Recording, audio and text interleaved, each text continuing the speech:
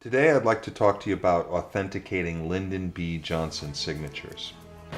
I speak tonight for the dignity of man and the destiny of democracy. I urge every member of both parties, Americans of all religions and of all colors, from every section of this country, to join me in that cause.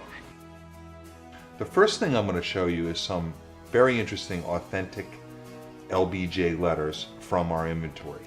This first letter is written to Secretary of Defense Robert McNamara.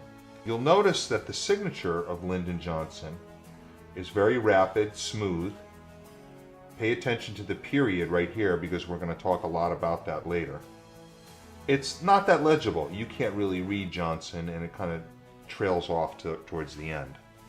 The J in an authentic LBJ signature almost always has a triangle as the top loop of the J. The secretaries usually try to approximate a triangle, but it usually has a rounded characteristic to it. It wasn't natural for them to write in that fashion. Here's another example to Robert McNamara, and this is a terrific example because it shows a lot of speed to the signature. It's very dark and you can see it very easily. And it also shows what LBJ's handwriting looked like. One of the things that I've noticed about the authentic L in LBJ's signature is not only is it angular, the length of the line of the L usually does not go down more than half. Whereas the secretaries, sometimes they go down 2/3 the line that connects. Also, the secretaries never really nailed the angularity of the L. It's usually rounded, not always, but usually.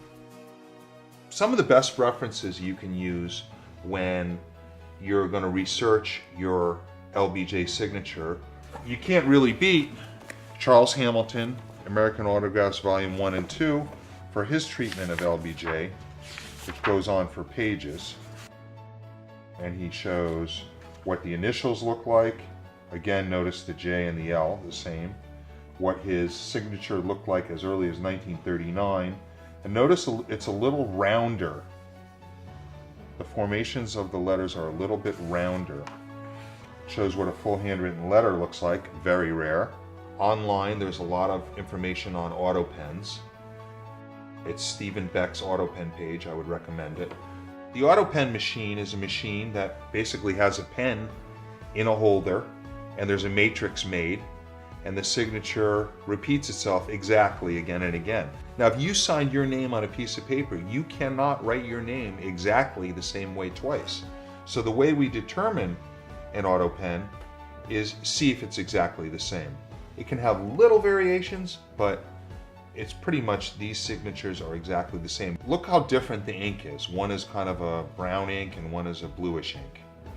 Well, if you took these two and laid them on top of each other, they would match exactly. Here's another example of an auto pen. One thing I like to do when authenticating a signature is I like to look where the dot is positioned in relation to the letters. And if that's exact, you've got a very good clue there.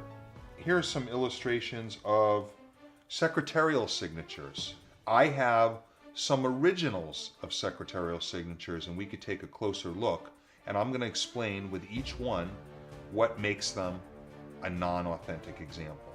These two are signatures of LBJ. First of all, notice they both don't have the period. Authentic signatures as president should have the period, but not always. Most of the time they do. Another thing that's really important to note about the period is the fact that somebody can take a really good secretarial signature that's, say, written in black and add a black period to it. And you've got to be very careful to periods that have been added later.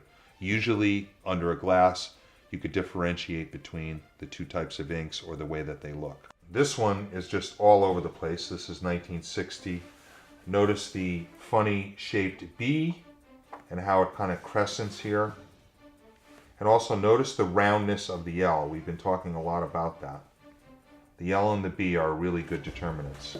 And here's one where the letters of the signature kind of mushed together, and it feels kind of cramped, but it's a pretty good imitation. In finality, one must execute extreme caution when buying an LBJ letter, book, document. Only buy from trusted dealers. Maybe get a second opinion. Be careful, do your research, and you'll be very happy with what you purchased.